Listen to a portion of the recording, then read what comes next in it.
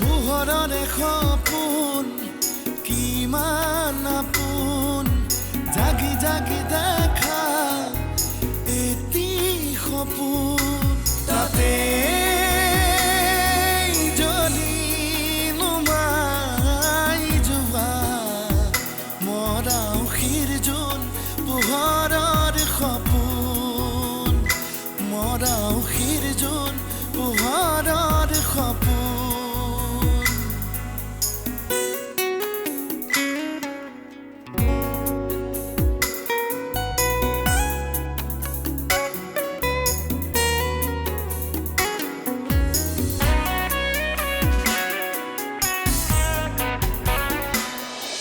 ঠিক আছে চাকৰি হোৱাটো যদি তোৰ খাটাং তেনেহ'লে বিয়াখন ঠিক কৰি থৈ দিওঁ আৰু চাকৰি হোৱাৰ পিছতো বিয়াখন পাতিম বাপৰে বাপ কি মানুহ হে তুমি কৈছো নে মই এতিয়া বিয়া হ'ব নোৱাৰো বুলি কিন্তু কথাবোৰ তই ক'ত শুনিলি কেনেকৈ জানিলি তাকে ভাবিহে মই আছোঁ কালি মই তাইৰ চিঠি পঢ়িছিলোঁ আৰু চিঠি পঢ়ি গম পাইছোঁ যে তই তাইক 100% ভাল পাওঁ মোৰ অৱস্থাটো এবাৰ বুজিবলৈ চেষ্টা কৰা মৃন্ময় এবাৰ আহি মা দেউতাক কৈ যোৱা প্লিজ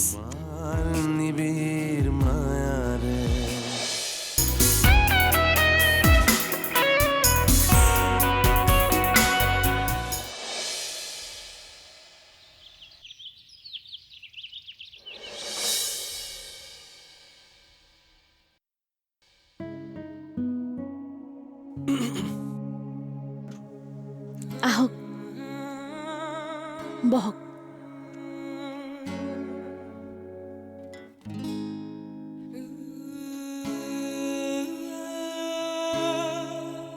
মই অহাৰ আগত তুমি যি পঢ়িবা বুলি ভাবা সেইখিনি যদি উলিয়াই থোৱা তোমাৰ বেছি লাভ হ'ব আজি মোৰ তোমাৰ লগত প্ৰথম দিন কোৱা এতিয়া কি পঢ়িবা কি পঢ়ুৱাব তুমি যি পঢ়িবা বুলি কোৱা তাকে পঢ়াবলৈ চেষ্টা কৰিম আপুনি আজি মোক প্ৰথম পঢ়ুৱাবলৈ আহিছে ৰাতিপুৱাৰে পৰা খুব উৎসাহী মন এটা লৈ বৰ আশাৰে ৰৈ আছিলোঁ কিন্তু দুপৰীয়া ঘৰৰ মানুহখিনিয়ে জীৱন সম্পৰ্কে মোক যিটো পাঠ পঢ়ালে এতিয়া আৰু কলেজৰ পাঠ্যক্ৰমবোৰ মোৰ পঢ়িবলৈ মনেই নাই মই কথাবোৰ বুজা নাই আচলতে আমি ছোৱালী মানুহৰ পঢ়া শুনাবোৰ এটা উপাধিৰ নিচিনা যেনেকৈ আমাৰ উপাধিবিলাকৰ একো মূল্য নাই পঢ়া শুনাৰো একো মূল্য নাই উপাধি আৰু পঢ়াৰ মূল্য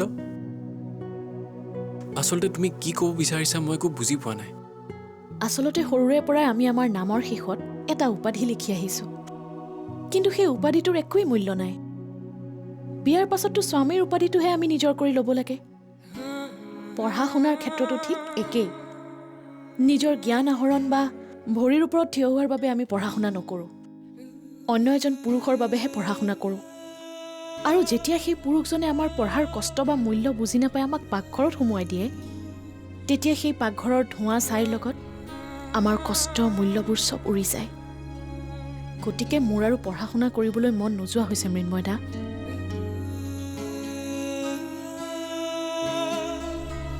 তোমাৰ কথাবোৰ শুনি এনেকুৱা লাগিছে যেন কালি পৰহি তোমাৰ কাৰোবাৰ লগত বিয়া ঠিক হৈছে মোৰ আজিয়েই বিয়া ঠিক কৰিছে ল'ৰাজন বাহিৰত পঢ়িবলৈ যাব তাৰ আগত মানে এমাহমান পাছত তেওঁ মোক আঙুঠি পিন্ধাব আহিব গতিকে মোৰ আৰু এতিয়া পঢ়ি কি লাভ হ'ব কওকচোন মই আৰু নপঢ়াৰ সিদ্ধান্ত লৈছোঁ আই এম চৰি তাৰমানে তুমি বিয়া হোৱাতকৈ বেছি পঢ়িবলৈ মন কৰিছিলা তেতিয়াহ'লে তুমি বিয়াৰ বাবে সন্মতি কিয় দিলা য'ত আপত্তিৰ কোনো মূল্যই নাই তাত সন্মতি অসন্মতিৰ কি কথা আছে কিন্তু তোমাৰ যদি পঢ়াৰ বা নিজৰ ভৰিত থিয় হোৱাৰ সপোন আছিল সেইটো পূৰণ কৰিব লাগিব এতিয়া আৰু মোৰ সেই সপোন পূৰোৱাৰ ৰাস্তা হেৰাই গৈছে ৰাস্তা হেৰুৱা বুলি নাভাবিবা সকলো ৰাস্তা শেষ হৈ যোৱাৰ পিছতো কিবা নহয় কিবা এটা ৰাস্তা থাকি যাবই তুমি কেৱল সেই ৰাস্তাটো উলিওৱাটোহে আচল কথা তুমি তুমি চিন্তা কৰাচোন, ৰাস্তা নিশ্চয় ওলাব।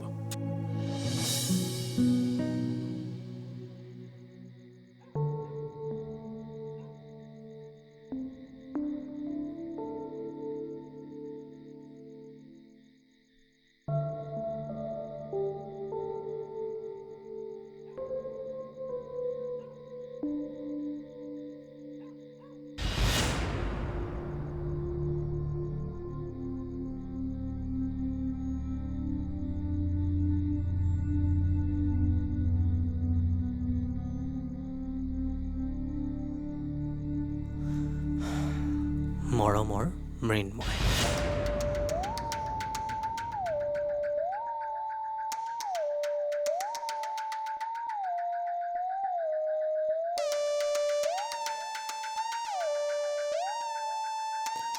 মৰমৰ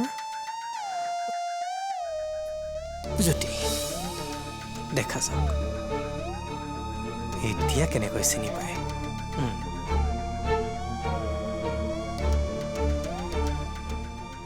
মৰম ল'বা।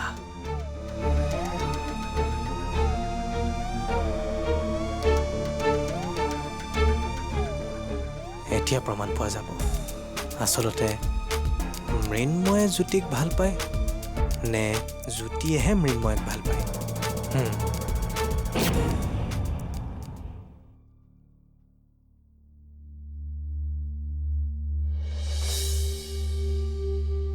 ইমানকৈ জোৰকৈ সুধি আছা যেতিয়া মই তোমাৰ পৰা আৰু কথাবোৰ নুলুকুৱাম।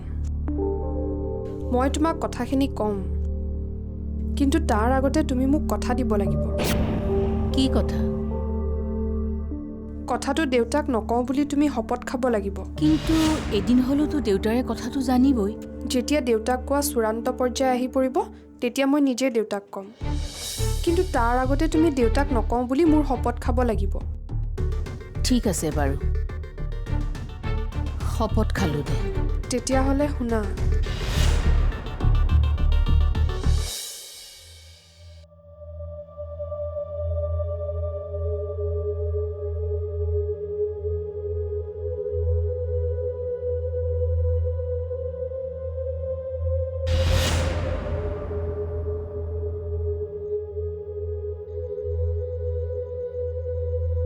Mrinmoy, Mrinmoy, love you Mrinmoy. মই তোমাক কেতিয়াও পাহৰিব নোৱাৰো, কেতিয়াও পাহৰিব নোৱাৰো মৃন্ময়।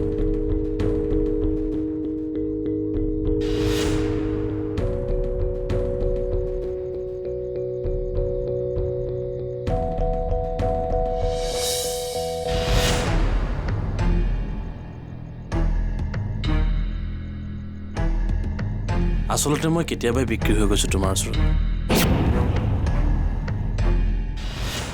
এতিয়া মাথো ৰৈ আছোঁ কেতিয়া তুমি একেবাৰে মোৰ হৈ যোৱা সেই ক্ষণলৈ।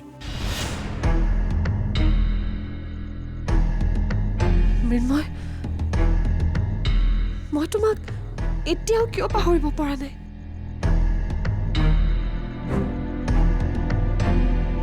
মোৰ একো ভুল হোৱা নাইতো। মোৰ সম্পূৰ্ণ বিশ্বাস আছে তাৰ ওপৰত। মোৰ বিশ্বাসক তুমি অপমান নকৰিবা মা, প্লিজ।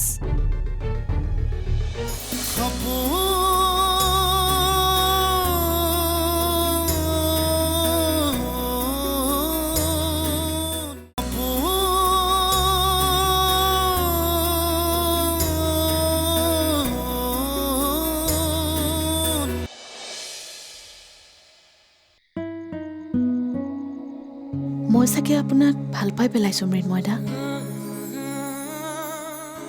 কাৰণ এইখন পৃথিৱীত আপুনিয়ে একমাত্ৰ পুৰুষ যিয়ে মোৰ মনৰ কথা বুজিব চেষ্টা কৰিছে। আপোনাৰ বাহিৰে মোৰ মনৰ কথা কাৰো আগত খুলি ক'ব নোৱাৰো।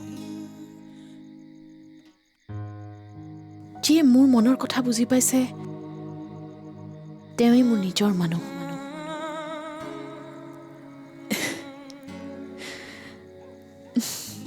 নিজৰ মানুহ। অঁ মা,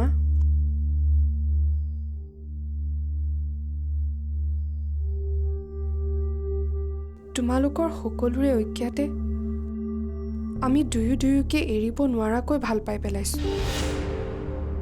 তাৰ বাহিৰে মই আনক কেতিয়াও আপোন কৰি ল'ব নোৱাৰিম। মাথোঁতাৰ কিবা এটা হোৱালৈ অপেক্ষা কৰা। সি মোৰ বাবে কঠোৰ সংগ্ৰামত ব্ৰতী হৈছে মা।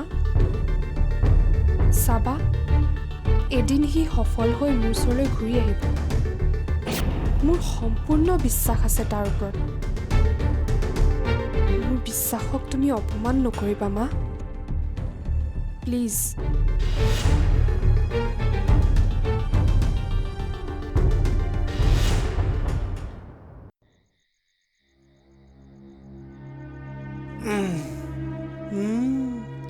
ঐ তোৰ সামৰিব হোৱা নাই?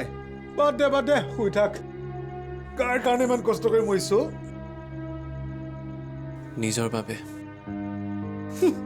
নিজৰ বাবে? তই কি আন কাৰো কথা নাভাব? আচলতে প্ৰত্যেকে নিজৰ কথাই ভাবে। আমি যদিও আনৰ কথা ভবাৰ দৰে দেখোঁ, কিন্তু মানুহে কেতিয়াবা নিজৰ স্বাৰ্থতহে আনৰ কথা ভাবে। জানো পাই, তোৰ এই কথাবিলাক আজিকালি একেবাৰে বুজি নোপোৱা হৈছোঁ মই।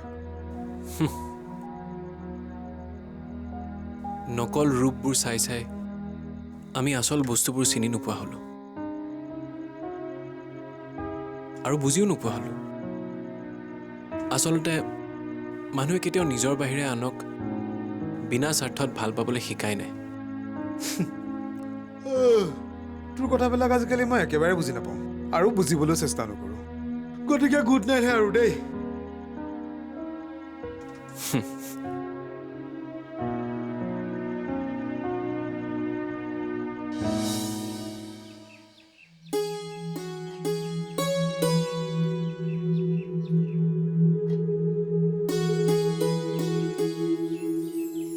কাইটি, ৰ'বচোন, ৰ'ব। আহিছেনে?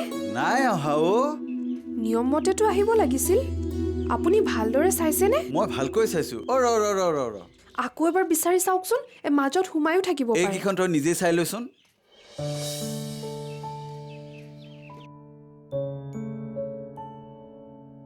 মই কৈছিলো নে তোৰ নামত চিঠি নাই বুলি? তই মিছাকৈয়ে আমনি কৰ। বেয়া নাপাব কাইটি, মোৰ নামৰ চিঠি আহিলে পলম নকৰি দি যাব দেই। নাই অ', মই তোক কিয় বেয়া পাম? মই তোৰ মনৰ কথা বুজিছোতো। সদায় সেই খবৰ কৰি থকা মানুহ নহয়, গতিকে মই খবৰৰ মূল্য বুজি পাওঁ। দে চিঠিকেইখন দে। মোক এটি সুৰ কৰি তোলা তোমাৰ প্ৰেমেৰে প্ৰেমেৰে মোক এপাহ হাঁহি কৰি আৰু তোৰ ভাগ্য কিমান ভাল চাচোন, সি তোৰ বাবে বলিয়া হোৱাদি হৈছে। তাক বেয়া ব্যৱহাৰ নকৰিবিচোন। মা, মই বেলেগ ছোৱালীৰ দৰে নহয়। বিদেশত থকা ল'ৰাৰ লগত বিয়া হ'বলৈ মই পাগল নহওঁ।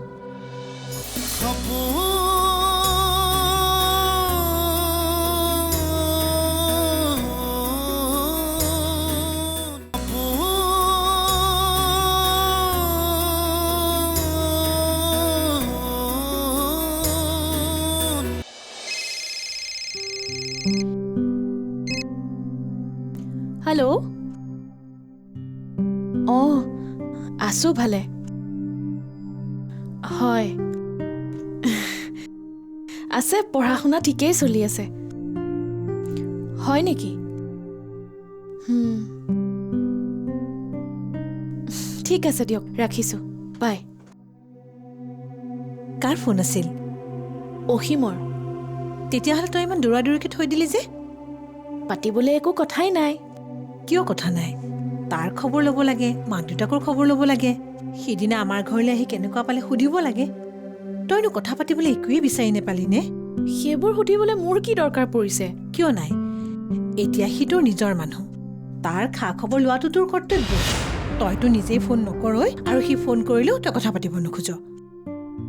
ইমান যদি খবৰ ল'বলৈ মন আছে, তুমি নিজেই ফোন নকৰা কিয়? চা, ভাল কথা ক'লে খং কৰিব নেপায়। অসীম বৰ ভাল ল'ৰা, আজিকালি সকলো ছোৱালী বিদেশত থকা ল'ৰাৰ কাৰণে পাগল আৰু তোৰ ভাগ্য কিমান ভাল চাচোন সি তোৰ বাবে বলিয়া হোৱাদি হৈছে তাক বেয়া ব্যৱহাৰ নকৰিবিচোন মা মই বেলেগ ছোৱালীৰ দৰে নহয় বিদেশত থকা ল'ৰাৰ লগত বিয়া হ'বলৈ মই পাগল নহওঁ বৰং মই নিজেই পঢ়া শুনা কৰি বিদেশলৈ যোৱাৰ মন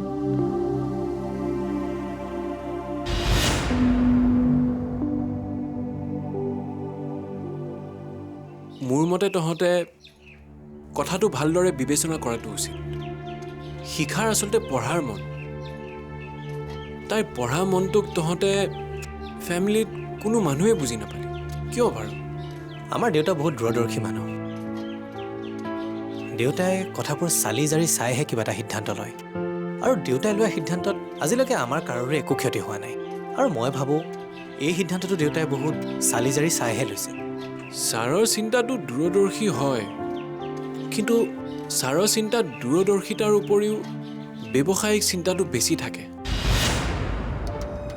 মানুহৰ অন্তৰৰ কথা চিন্তা কৰোঁতে লাভ লোকচানৰ কথা ভাবিব নালাগে মানুহৰ অন্তৰত আঘাত দি কেৱল সফল হোৱাজন অকল ব্যৱসায়ী শুদ্ধ আৰু সফল ব্যৱসায়ী নহয় আৰু তোৰ এনেকুৱা কথা মোৰ দেউতাক কোৱাৰ সাহস নাই কাৰণ আমাৰ ঘৰখনত দেউতাৰ সিদ্ধান্তত অৱমাননা কৰাৰ ৰেকৰ্ড এতিয়ালৈকে হোৱা নাই হয়তো অৱমান্য কৰিবলগীয়া তেনেকুৱা একো সিদ্ধান্ত তেওঁ আগতে লোৱাই নাছিল এইটোৱে কিজানি প্ৰথম সিদ্ধান্ত মানে তই ক'ব বিচাৰিছ দেউতাক কৈ মই শিখাৰ বিয়াখন কেঞ্চেল কৰি দিব লাগে মই আচলতে বিয়া কেঞ্চেল কৰোৱা কথাটো কোৱা নাই তাই মনক গুৰুত্ব দিয়া কথাটোহে কৈছোঁ তাইৰ যি সপোন বিয়াখনে যাতে তাই সেই সপোনটো ধ্বংস কৰিব নোৱাৰে তাৰ একো ব্যৱস্থা কৰিব নোৱাৰিনে তাই যদি তেনেকুৱাই মন আছিল তেনেহ'লে কথাবোৰ মা আৰু দেউতাক তাইক খোলা খুলিকৈ ক'ব লাগিছিল দেউতাই অন্তত জোৰ জুলুমকৈ তাইক এনেকুৱা এটা সিদ্ধান্তলৈ লৈ নাযায় কাৰণ মই জানো মোতকৈ তাইক দেউতাই বহুত বেছি ভাল পায় ছাৰে তাইক বিৰাট ভাল পায় সেইকাৰণে কিজানি তাই এই কথাটো ছাৰক ক'বলৈ সাহস নকৰিলে কিন্তু এইবোৰ কথা তাই তোক কিয় কৈছে মোৰ মতেতো এইবোৰ কথা তাই তোক কোৱাতকৈ অসীমক বুজাই নিজৰ সপোনবোৰহে পূৰা কৰিব লাগিছিল আৰু এতিয়া তাৰ বাহিৰে একো উপায়ো নাই তাইৰো আমাৰো আৰু সকলোৰে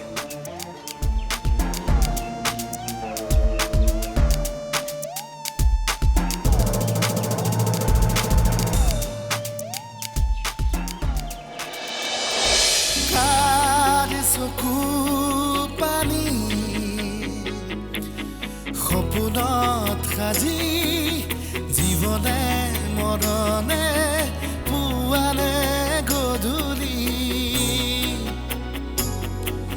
সময় আহে সময় বাগৰি যায় ৰৈ যায় মাথো আশাৰ সপোন নতুনৰ বুকুৰা তাতে জ্বলি নুমাই যোৱা মৰা উশিৰ জোন পোহৰৰ সপোন মৰা উশিৰ জোন পোহৰৰ সপোন